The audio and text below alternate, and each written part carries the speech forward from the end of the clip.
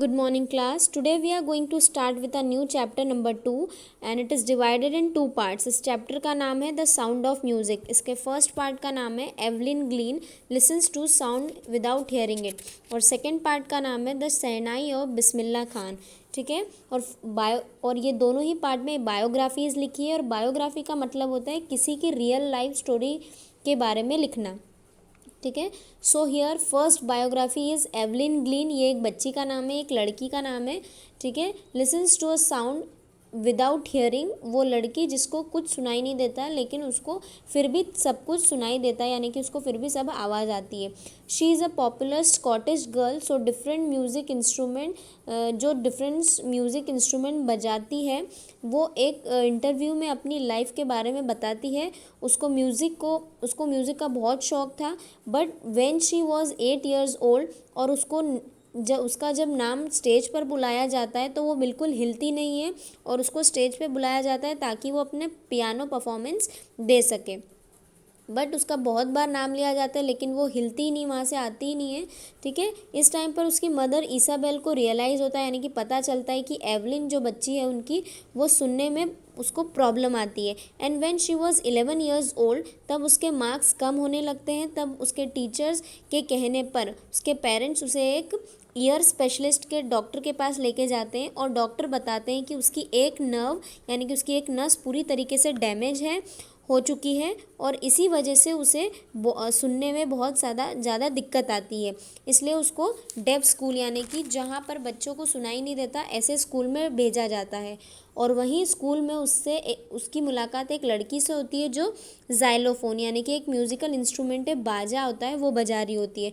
ठीक है. तभी एवलिन भी डिसाइड कर लेती है कि मैं भी ज़ाइलोफ़ोन, यानी कि वो म्यूज़िक इंस्ट्रूमेंट बजाना सीखूँगी. लेकिन उसको सिखाने के लिए कोई भी रेडी नहीं होता और सभी उसका मजाक उड़ाते हैं. उसकी इस तकलीफ़ का सभी लोग मजाक उड़ाते हैं. ठीक है.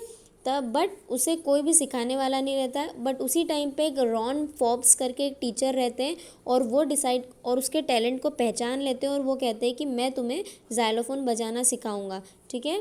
और वो उससे ये भी कहते हैं कि म्यूज़िक को सुनने की ज़रूरत नहीं है, सिर्फ म्यूज़िक को फ़ील करना ज़रूरी है.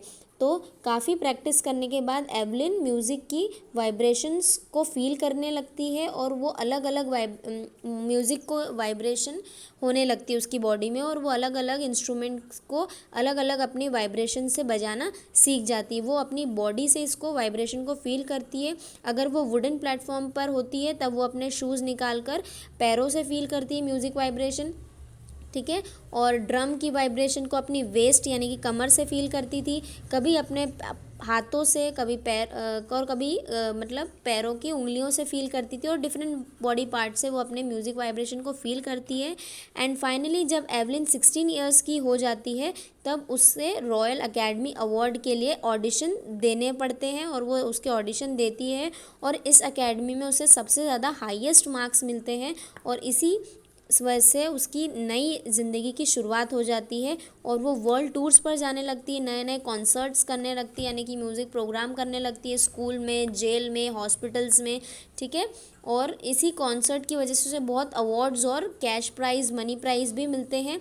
ठीक है. और 1991 में उसको सोशलिस्ट अवार्ड भी मिला और इन सब का क्रेडिट वो किसको देती है, उसके हार्ड वर्क और डेडिकेशन को, कि उसने बहुत कड़ी मेहनत से और मन में दृढ़ निश्चय बना लिया था कि मुझे म्यूज़िक को सीखना है, मुझे म्यूज़िक में आगे जाना है. ठीक है. और हमें इससे ये शिक्षा मिलती है कि हमें अपने ऊपर दृढ़ विश्वास रखना चाहिए कि हम जो चाहते हैं उसके पीछे हमें पूरे डेडिकेशन के साथ पीछे लग जाना चाहिए ताकि कभी ना कभी हमें अपनी मेहनत का फल ज़रूर मिलेगा. ठीक है. और वो बहरी होती है, मतलब उसको सुनने में प्रॉब्लम होती है, लेकिन फिर भी वो, मतलब ये फिज़िकल डिसेबिलिटी उसके लिए, लेकिन फिर भी वो म्यूज़िक की स्ट्रीम में आगे जाती है और उसमें अपना काफ़ी नाम कमाती है और सभी लोग उसको बहुत ज़्यादा तारीफ़ करते हैं और उसको अप्रिशिएट करते हैं. ठीक है. और वो म्यूज़िक को बहुत ही ब्यूटीफुली एक्सप्रेस करती है.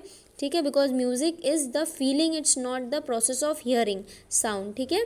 और it was the chapter of Evelyn Glennie. वो छोटी सी बच्ची रहती है और काफ़ी मेहनत करके आगे पहुँचती है. Okay, thank you.